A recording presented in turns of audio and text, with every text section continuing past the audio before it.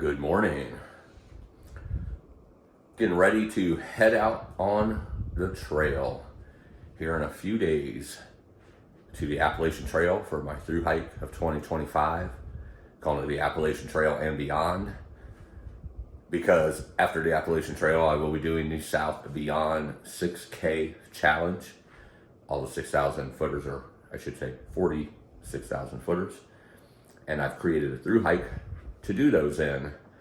Most to do that challenge, or all you have to do that challenge, is summit those 46,000 footers in no amount of time, which I did not think was enough challenge for me. So I wanted to do it as a Thru-Hike, so I do them all at the same time within a week or two period. So that is the South Beyond, and then I'll be doing the Blue Mountain Trail later on this year. So this is my gear video for starting the Appalachian Trail, and it will be pretty much the same gear for the following Thru-Hikes, as I do have my gear list down to a science. There are some changes this year, so I wanted to go through. It's going to be a quick video this year, not as much detail, just going to go through each item and let you know what I take out there, because I know some of you are really interested in that. I'm not much of a gear person myself. I'm a minimalist, only having out there what I need, but I want to still show you all what I take out there. First off, excuse the mess. This is the REI SL2 quarter dome. Over there is the SL1. I will not be bringing the SL1 this time. I'm bringing the SL2. It's a little more roomy on the inside. I can put my backpack on the inside doing that. Right over here is the backpack. And this is the Flash 50, which last year I had the Flash 55. I have a whole video on this that just came out last year. I actually like this one more. It's a little smaller. It weighs, what was it, like half a pound or a pound less. So I actually saved weight by getting this one. The design is just so cool. I don't know if you can see this on the video, but it's like that. There's little squares and everything, but very roomy on the inside. Let's just start over here. I got my tent poles and stakes, tripod for the camera. This is my bear cans, completely full right now, except for these 2 ReadyWise meals. If you don't know anything about ReadyWise, you can get these at Ingles for right at $6. A lot cheaper than what you'll get most other ones. And let's see, as you can see, 650 calories for the pasta Alfredo, 660 calories with lots of vitamins, made for the backpackers. But good deal to get. You can get it right through the website and have more options, but if you get them at Ingles, that's what you get. I got my pan that I cook with, my fuel. These down here I do not take for the poles. I actually do want to talk to you about these poles here. This is what I will be taking. Lucerne is the name. Last year I had the Alps Mountaineering, and oops, it just fell. The Alps Mountaineering worked well, but they both did snap on me throughout the year, and had to get replacements, and a real cheap replacement at the end in Maine, which were just heavy and bulky and ridiculous from Walmart, but it helped me get through what I need to get through. I don't really use poles that often, but on rocks and water I do, especially water crossings, for balance.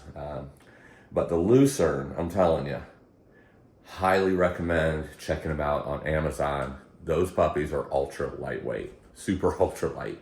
They're 6-point-something ounces per pole, so a total of like 13 or 14 ounces, less than a pound. They feel like nothing in your hands when you're using them, and they're very sturdy. I've used them several miles, lots of miles so far, hiking, and they do the trick on rocks and mud and everything else. So Lucerne, Lucern, you heard it from Fortune. I only know that about Amazon, being able to get them on there. I would definitely check them out. But anyway, back to the gear. Bear can down here. It keeps about 2 or 3 days of food for me. Have the right here in this pocket, I have toilet paper and my knife, water bottles go in these pockets, and everything else that I'm about ready to show you goes in.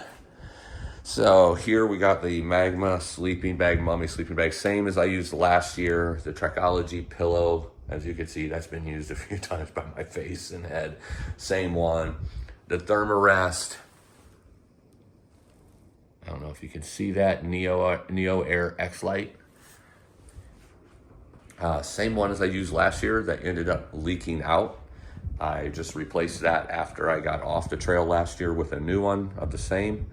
Hopefully it won't have the same problems along the seams where it was leaking out, because I really like that pad. But if it keeps leaking out, I will not use them again, because you can get pads half the price, a little bit more weight, but that's about the lightest one there is, and it feels really good. It's just really comfortable. Doesn't make a whole bunch of noise. They made it better for that year.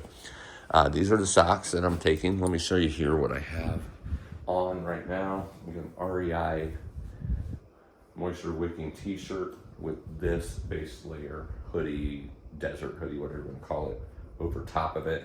These shorts have the zippers in them, so very, very good for hiking. And then they have the actual briefs built right in, so you don't have to have a pair of underwear. You just have it right there in your shorts. But then I also have the base layers right here. I got the top and bottom. Got the hat with gloves, beanie with gloves. I got one pair of hiking pants, and then I have the Decathlon puffy, and that's it for the clothes and the socks. So these shorts that I have on, this is a company called Silverlight, and they also make socks. This is the Silverlight socks. So far I've worn them a few times, and they are excellent. They have some sort of silver in them that helps wick moisture and keeps odors away. And so far, I'm telling you, the shorts and the socks are doing the trick. I'm going to be able to give you a much better review on that here once I get out on the trail and I'm using it day after day. But then I have my bandanas as well. I'm a bandana guy. I have one for dishes. I have one for sweat. I have one for just about everything. Then I have my Ziplocs. Here is where I keep my daily pills and Excedrin and so forth. My electronic bag, got my headlamp, my plug to charge things, and I have my port or power bar brick, whatever you want to call it, and the cords necessary for that. Here is the you got to have the lighter, obviously. You got to have a hair thing when you have long hair. And in here, these are some essentials. I'll have a video on this as well. The essentials you need when you're through hiking. But this is Body Glide, very necessary for the crotchal regions to not get chafed. And chapstick, because I'm out there in the winter in the cold. And then you got nail clippers. Never leave home without it. And look at that. Very end of a toothbrush that is cut off for minimal weight and minimal space taken up. The famous sunglasses. And have a thing of sanitizer in the backpack, a small thing of toothpaste that is not in here that I need to grab when I leave in a few days. And that's about it in a nutshell. It's about 13 pounds of base weight with food and everything else. I'm right around 22 pounds with water and food. So very good manageable weight to long, big miles. So stay tuned. Wasn't the most exciting gear video, but it shows you what I'm using and what I like to use out there and what works for me. What works for you could be something totally different. If you have any questions on any of my gear, let me know. I'll try to answer as well as I can. I'm not really a gearhead though. I know what works for me. That's about all I know. So I will see you all out here on the trail in a few days to a week. And those videos will be up here in about a week. The daily videos for the Appalachian Trail. All right, let's get on it and live life.